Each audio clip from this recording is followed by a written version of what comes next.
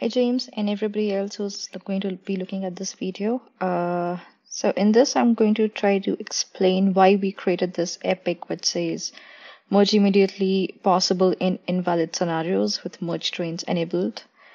This actually came out of a discussion that happened in the issue which was created approximately a year back that said project setting to allow merge before pipelines complete. So while doing some investigation for this, it was somewhere around here. Okay, we had a really long discussion in this. So while doing the investigation for this issue, Marcel and I discovered a few discrepancies in our current implementation of different merge strategies.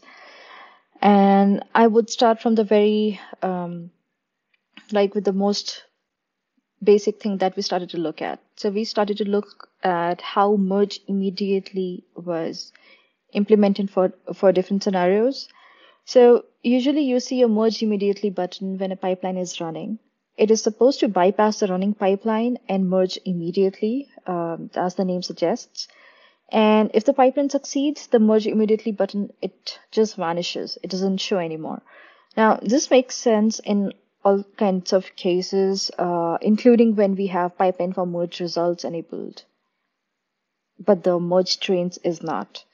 Now, what happens when the merge train is enabled is we still see a merge immediately button after the pipeline for merge result succeeds. And this time it is doing a very different job. So it is providing users with an alternative to adding the MR to the train. So what we see as merge immediately when merge trains is enabled is actually a normal merge action. So we are providing users with an alternative that, hey, do you want to add this to the train, or do you want to do a regular merge with this MR?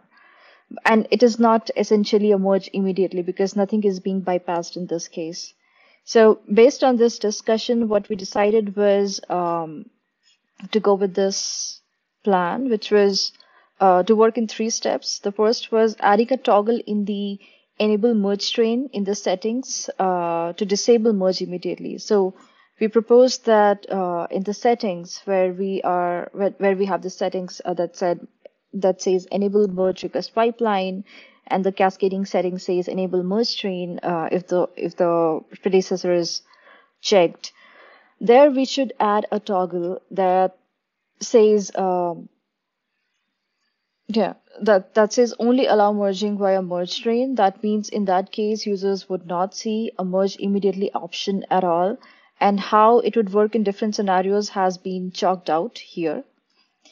And also, like when it is not checked, what would happen, that is also kind of defined here. And so this is how we want to control whether or not teams would want to have an alternative if they have enabled merge trains for their groups of projects. Now, this is the first step. Like, to make this happen, we first have to work on this backend issue, which is created for the same, because currently we don't have the capability in the backend, so there's no point creating something on the UI to enable it. To add this toggle. So definitely this particular front-end issue is blocked by the backend issue. And the next step that would be is like changing the copy and treatment of the merge immediately button to rightly communicate the action.